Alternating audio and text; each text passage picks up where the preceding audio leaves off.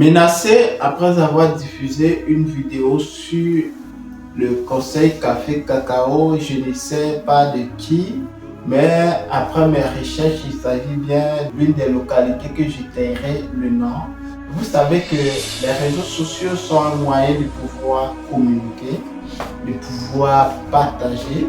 Et ce qui m'étonne ici, lorsque vous partez sur mes pages euh, avec le nombre de vues, je ne cherche pas à plutôt ramasser le nombre de vues et gober plusieurs choses afin de pouvoir vous partager. Mais la politique agricole, évidemment, du secteur du cacao me touche personnellement, puisque je suis fils de producteur et donc toujours producteur de cacao. Et ce sont ces difficultés-là qui me pincent le cœur et j'ai pris la peine de pouvoir évidemment partager au travers de ce canal d'entrepreneuriat sans frontières, spécialement dans la politique agricole, afin de pouvoir sensibiliser mes parents, sensibiliser mes frères, sensibiliser mes soeurs, producteurs de cacao, afin qu'on soit comme une seule personne, afin de pouvoir trouver des solutions qu'il faut, trouver des résultats concrets afin de pouvoir améliorer notre situation. Vous savez que soit vous vendez vous-même votre produit, ou soit vous passez par des organes, comme j'avais mentionné sur cette chaîne. Alors, pour les ennemis des producteurs de cacao, vous voyez évidemment, j'ai fait cette vidéo. Et l'optique n'était pas d'accuser directement qui sont à la base. Mais ici, c'était juste pour cogner un peu ou aider la sensibilité de tous ces organes-là afin de revenir sur terre et de dire, ben voilà, voici des gens qui entreprennent. Voici des personnes qui passent toute leur vie dans les champs, qui passent toute leur vie en campagne. Lorsqu'on voit les difficultés afin de pouvoir implémenter un champ de cacao, vous connaissez ces difficultés tellement pénibles. D'autres même meurent avec les situations les plus compliquées, meurent dans la précarité. Ce qui fait que lorsqu'on parle de l'agriculture généralement en Afrique, personne ne s'y intéresse. Quand on voit le niveau de vie, dans quel cadre les producteurs de cacao vivent, ça fait pitié. C'est la misère. Un producteur de cacao qui n'arrive même pas, même si on parle au moins de la polygamie dans le domaine rural, où certains même n'ont que 1 ou 2 enfants, n'arrivent pas à scolariser leurs enfants, disposant de parcelles de cacao à 2-3 hectares. Ici, je ne vais pas m'accentuer sur la transformation, je ne vais pas m'accentuer parce que si vous-même vous êtes dans la transformation, on parle aussi pour dire que pour être plus rentable, il faudrait que l'État de Côte d'Ivoire ou les producteurs doivent penser à la transformation. Vous transformez le cacao, vous allez consommer, vous allez vendre. Donc le problème ici, c'est la commercialisation du cacao. Et nous savons que c'est un monde très fermé des négociants extérieurs. Quand on voit des grands groupes comme Kaji, Barrick Gold et Olam et autres groupes, j'en passe, en écho fini, qui sont d'ailleurs installés sur le sol africain, vous pensez que même faire de l'achat, revendre, avec ces groupes-là, vous contribuez à l'amélioration des conditions de vie des producteurs? Je dirais non. C'est dans l'optique de cela que, après plusieurs réflexions, oui, on crée des coopératives. Le président des coopératives qui fuit avec l'argent des producteurs, dont nous-mêmes nous avons été témoins, ou nous-mêmes nous avons été victimes, ou ma mère, mon père, les autres frères qui sont dans le campement ont vendu leur fève de cacao et qui n'ont pas eu leur argent. Donc ce que je raconte, ce ne sont pas les choses qui sont écrites dans les livres que je viens vous partager, ou j'ai vu ça sur les réseaux sociaux, les gens sont en train de parler, que je viens parler aussi. J'ai eu à discuter avec un pisteur de cacao qui est un cousin à moi. Vous savez, en Afrique, la grande famille, évidemment, qui m'expliquait que voilà, peut-être son activité ne marche pas parce que son boss a dit que l'argent n'est pas encore disponible. Donc, depuis que l'État de Côte d'Ivoire a commencé à racheter les fèves, lui n'est pas encore entré en possession de son argent. Parce que lui, il est pisteur, mais aussi il est producteur de cacao. Donc, il y a ce manque de la formation des pisteurs. Normalement, on ne doit pas avoir ce problème de paiement et ce problème de prix.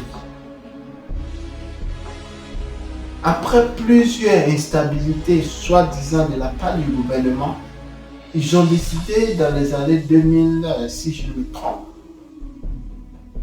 à restaurer la filière du café cacao à la création du conseil café cacao et que le gouvernement a donné le plein droit à l'organe en question de pouvoir réguler le système du prix dans ce secteur. Parce que d'autres producteurs vendaient le cacao à 500, d'autres vendaient à 700, d'autres vendaient à 600 à l'époque. Et d'autres producteurs se plaignaient. Donc, dans toutes les circonstances, nous faisons face à une chose, la commercialisation des fèves du cacao. J'ai pris ici l'engagement, ça ne m'engage.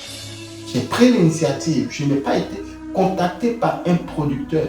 Je n'ai pas été contacté par une personne de ma famille pour dire que voilà, comme tu es sur YouTube, est-ce que tu peux partager ce qui ne va pas sur ces réseaux? Et certainement, les réponses que j'ai eues en inbox sont de la part d'un pisteur ou d'un acheteur. Généralement, les exportateurs s'en fichent de tous ces contenus. Puisque le vrai exportateur même n'est pas ivoirien. On ne va plus se mentir. Nous allons dire la vérité ici, que ça blesse ou pas. Les exportateurs de cacao ne sont pas des Ivoiriens.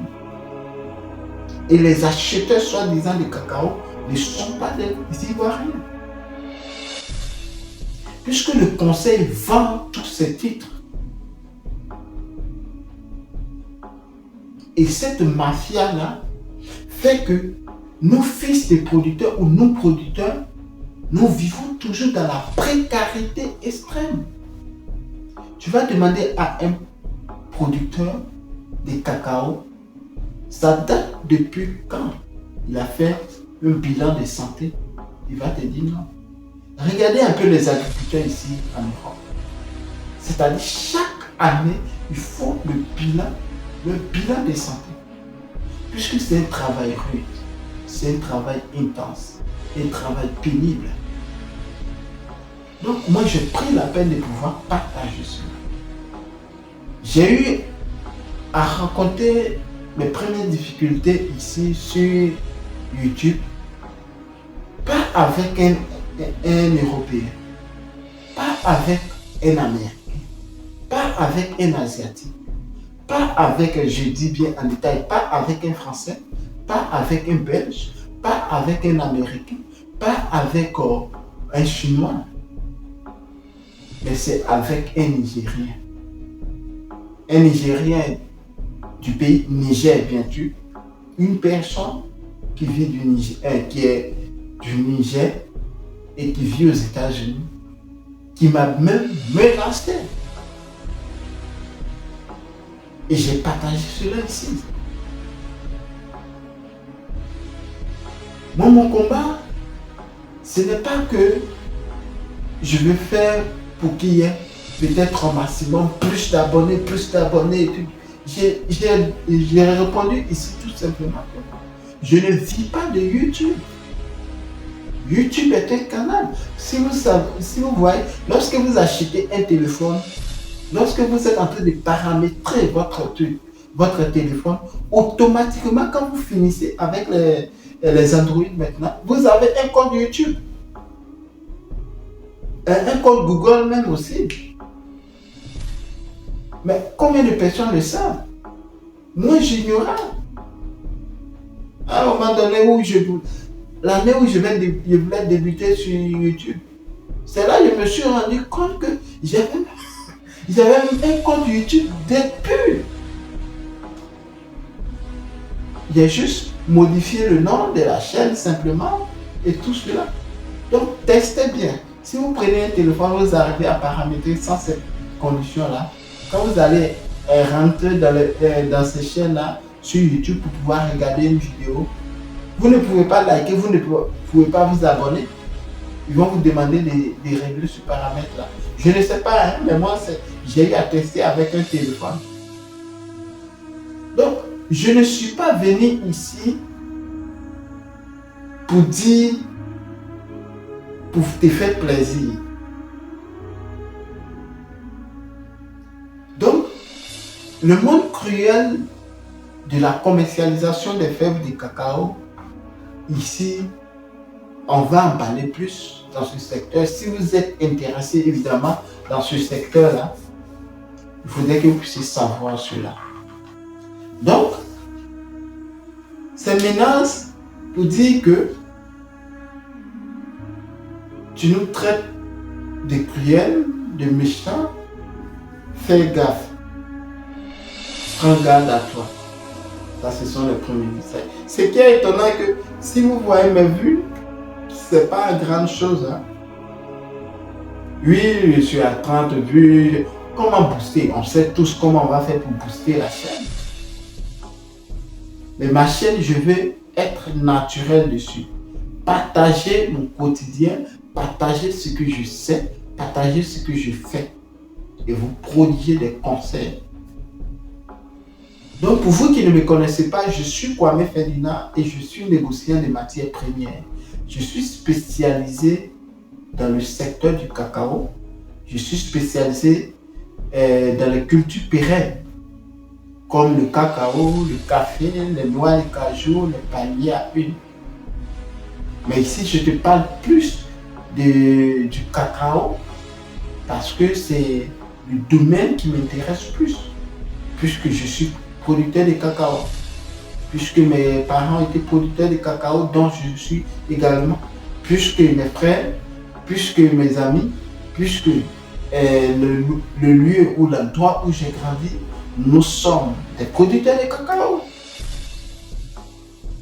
C'est dans ce sens que j'ai décidé de partager mon expertise, mon expérience, après avoir vu ce qui se passe à l'étranger et partager à mes frères. Donc, je n'ai pas besoin de millions, peut-être vous devez impérativement vous abonner. Cela ne va pas forcément régler mes factures. Mais tu dois t'abonner parce que ce que je dis, ça te touche. Parce que ce que je dis, ça te concerne. Parce que ce que je dis a du sens. On ne s'abonne pas à Entrepreneuriat sans frontières pour faire plaisir à Ferdinand. Si ces contenus que je partage ne t'arrangent pas, tu passes sans t'abonner. Mais comment expliquer que toi, tes parents, agriculteurs, que tu les as vus, ils n'avaient pas quasiment presque de vie. Lundi, mardi, mercredi, jusqu'à 7 sur 7, surtout en période intense de production de cacao, sont toujours au champ. Tu vois ces difficultés qu'ils traversent, même d'autres même sont dans la culture de maïs, d'autres cultures, j'en passe. Tu vois toutes ces difficultés et il y a une personne lambda qui est couchée dans son bureau là-bas et qui dit non que acheter le cacao à 2800, c'est injuste, c'est trop élevé, que vous devez peut-être même diminuer jusqu'à 1000 francs, ou à 800, ou à 700. Pourtant, c'est le cacao qui m'a vu naître. C'est le cacao qui a permis que je sois en vie. C'est le cacao qui m'a permis de m'habiller. C'est le cacao qui m'a permis de manger. C'est le cacao qui a permis que je sois là où je suis présentement. Comment ne pas défendre le cacao? Comment ne pas défendre les producteurs? Moi, je ne défends pas les pisteurs. Je ne défends pas les acheteurs. Raison pour laquelle je ne me suis pas présenté en tant qu'acheteur de cacao. Si tu veux être acheteur de cacao et que tu partages les difficultés des producteurs, vous pouvez être mon ami. Mais si c'est pour t'enrichir, penser seulement qu'à l'argent, ne me contacte pas. Et c'est dans ce sens que ce criminel, lui, parce que je peux parler d'un criminel qui est contre les 2800 du gouvernement, me menace. On ne peut pas, je dis bien, on ne peut pas. Et ce qui m'a fait mal, ce sont les messages en vue unique. Donc j'ouvre, chronométré après, il s'est effacé. Et c'est pas vous qui maîtrisez voilà, l'informatique et autres. Mais je suis sûr d'une chose, est que un pisteur peut peut-être faire ce genre de trucs, mais non. Parce que généralement, les pisteurs n'ont pas une connaissance en informatique un peu plus élevée, ou peut-être peuvent passer par quelqu'un pour le faire. On ne peut pas rester enfermés dans notre coin, nos fils des producteurs, si nous voulons voir la situation de nos producteurs changer. Il faudrait que nous-mêmes puissions prendre le devant de notre filière. Quand on voit une personne soi-disant censée défendre les droits des producteurs, qui ne faut absolument rien, nous allons nous-mêmes demander à l'État ivoirien de dissoudre le conseil café cacao. Ce que je prononce ici, ça n'engage que moi. Nous avons vu des associations qui ont essayé de dire au président du conseil café cacao qu'on doit revoir les tests. Ils ont été enfermés 2 jours, c'est après qu'ils ont été libérés. Ici, je ne veux pas parler de Baoulé, je ne veux pas parler de Dula. Ne me demandez pas parce que le président du conseil cacao peut-être est Dula que moi je suis Baoulé, que je suis en train de parler pour dissoudre. Même si c'est un Baoulé qui a la tête. Le conseil café cacao ne joue pas son rôle. Donc, menacez autant que vous vouliez et allez-y où vous vouliez avec mon nom. Ça n'engage que vous. Moi, j'ai vu les gens dans ce secteur-là mourir. Parce que je connais les difficultés qui sont liées à la commercialisation. Je vous ai dit et je dis toujours que je ne suis pas né au plateau. Je ne suis pas né à Abidjan. Je suis né entre les murs. Là où l'air ou la végétation que je peux voir, ce n'est pas l'herbe de plat, mais c'est le cacao. Je suis né dans le cacao, grandi dans le cacao. C'est grâce au cacao que j'ai été scolarisé. Je me suis habillé, me déplacer. Même là où je suis, ça a été grâce en partie du cacao. Je ne dis pas en partie du cacao, grâce au cacao. Donc, S'il y a une personne, deux personnes, trois personnes qui partagent ce message et qui créent même sa page et qui dénoncent cela aussi, le gouvernement va dire, bah tiens, il faudrait qu'on puisse prendre la peine de pouvoir donner la liberté aux producteurs afin de voir ce qui va devenir. Si nous fils des producteurs, nous n'allons pas structurer ce secteur. Parce qu'il y a une chose encore. Vous savez pourquoi ces prix-là sont en train de jouer beaucoup sur la Côte d'Ivoire? C'est la vente par anticipation. Laissez vos histoires pour dire non, je ne suis pas un trader ou un négociant intime. C'est-à-dire, je ne joue pas sur mon appareil, sur l'ordinateur, en train de voir les courbes, ça monte, ça descend. Non. Je suis négociant de cacao. Je touche à la matière physique. Le cacao à l'état brut. De la pépinière jusqu'à la plantation, récolte, commercialisation, j'y connais. Parce que j'ai grandi dedans. Donc, lorsque vous allez peut-être voir sur les grands plateaux, des négociants de ce secteur sont en train de parler, ils jouent sur le marché fictif. Sur Internet, comme je vais vous parler terre à terre, ils jouent sur Internet. Quand tu vas à la bourse de Londres, vous voyez les champs de cacao là-bas, vous voyez les champs de café, vous voyez les champs de palmiers, vous voyez les champs de poivre. Non. Mais pourquoi vous permettez que ces gens de foutaise?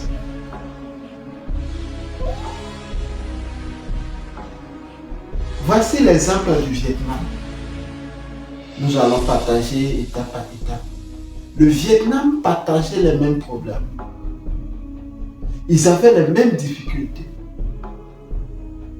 Ce n'est pas un Hollandais qui a résolu le problème de la fixation des prix du poivre du Vietnam.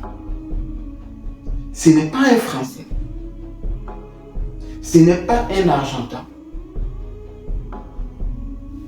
Ce n'est pas un Belge. Mais ça a été les producteurs de poivre du Vietnam. C'est eux qui ont pris l'initiative de pouvoir prendre les choses en main. Donc, ce n'est pas au Conseil Café Cacao maintenant de venir nous dire quoi que ce soit. Puisqu'on voit que selon les rôles du Conseil Café Cacao, lorsqu'on prévoit ces tests-là, moi je ne vois en aucun cas ce qu'ils font.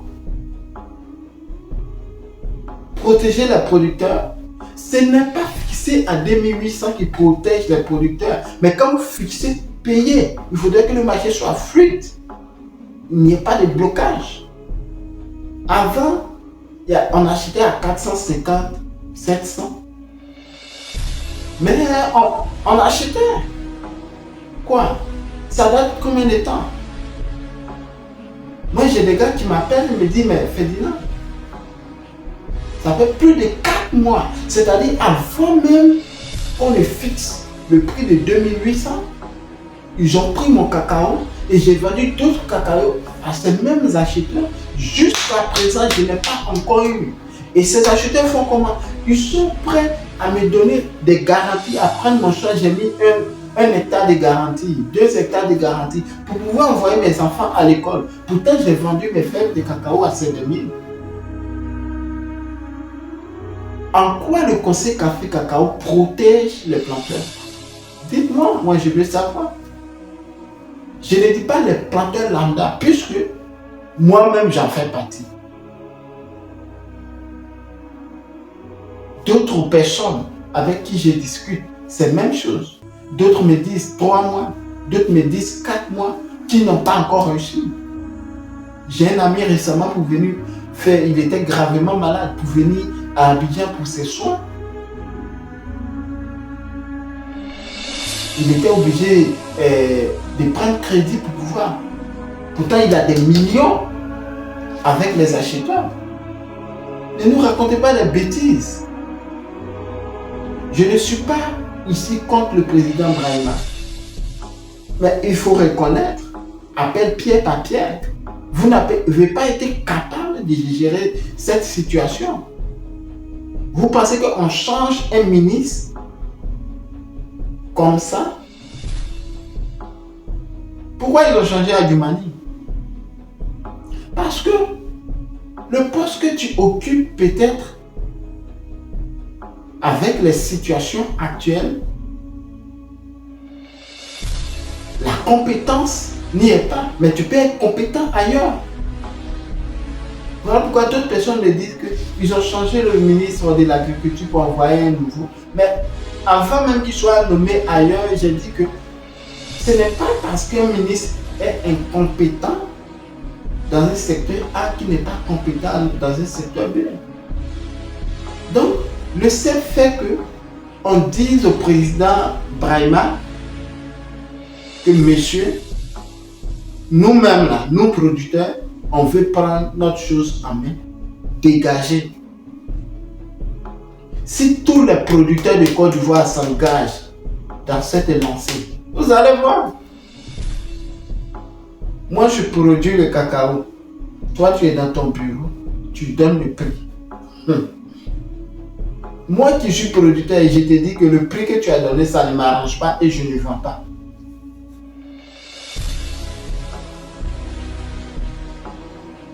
Vous avez fait 4 mois sans être payé. Vous pouvez faire 1 an, 2 ans. Mais le marché international ne va pas attendre jusque-là. Mais vous pensez qu'il y a assez de cacao? C'est parce que vous avez pris le temps de parler sur Facebook. Et quand les négociants entendent ça, il y a assez de stocks. Donc, on doit réduire le prix pour acheter. Voici, on n'est pas obligé d'avoir Bac plus 10 pour pouvoir résoudre ce problème. Vous voyez, le président du conseil cacao a dit que quand ils ont fait le tapage, quelque temps après, le prix à l'export qu'on vendait à 4 000, 4 500 a chuté jusqu'à 2 800, jusqu'à 3 000, d'autres même. Vous voyez? Donc, sont plus de 1000 francs ou 1500 francs. On n'a pas besoin d'être ingénieur pour comprendre cette situation. On sait que quand il y a plus de stock, les prix vont baisser.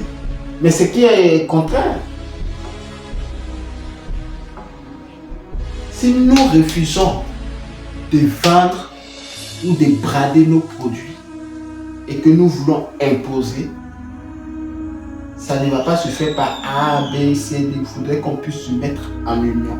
Et l'union qui pouvait nous défendre à ce sujet-là, c'est le Conseil Café Cacao. Et puisqu'il ne joue pas son rôle, l'association Fier du Fouet Cacao va prendre ce canal-là.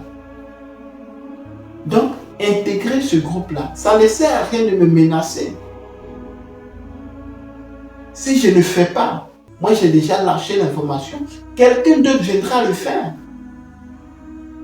Mais vous, fils des producteurs, si vous vous êtes enfermés dans votre prison avec la peur, cette situation ne va pas s'arranger. Partagez massivement cette vidéo et intégrez l'association Fier du Fouet Cacao qui va vous permettre de pouvoir étape par étape. Je ne dis pas que quand vous allez intégrer l'association avec mes partenaires, on va acheter votre cacao à 5 000 francs. Non. J'ai dit que on sera sur le même point d'ordre que Londres, que New York, que Jakarta, peu importe l'endroit. C'est-à-dire là où nous allons vendre ces fèves-là, ce sera ce prix-là que nous allons vous partager. Si le prix à Londres est vendu à 5 000, nous allons vendre à 5 000. On déduit ensemble. On déduit ensemble tout ce qui est comme transport et autres. Et après, tu as ton argent. Ce que personne ne pourra se permettre de faire, puisqu'on vit dans un monde où il faut avoir les profits, il faut être un grand acheteur. Un grand acheteur, c'est quand tu te fais massivement d'argent. Moi, je viens dans le cadre de pouvoir apporter ma part de contribution à aider les producteurs à au moins ne serait-ce que scolariser leurs enfants, à orienter leurs enfants vers des secteurs qui pourront leur permettre de pouvoir avoir une vie décente. Aujourd'hui, les producteurs de cacao ne veulent pas généralement que leurs enfants puissent prendre le champ pour venir devenir agriculteurs comme eux. Parce que leur condition, c'est la misère, ils ne veulent pas de ça à leurs enfants. Donc, ce message n'engage que moi et je tenais à partager cela. Et nous allons partager beaucoup de contenu sur le cacao afin que le gouvernement puisse prendre les choses en main et changer la situation. J'espère que cette vidéo vous a plu. Si oui, n'hésitez pas à vous abonner, à partager cette chaîne massivement autour de vous afin d'agrandir la communauté et activer la cloche de notification afin de recevoir en permanence nos publications sur cette chaîne. Prenez soin de vous. À très bientôt. À maintenant. Ciao.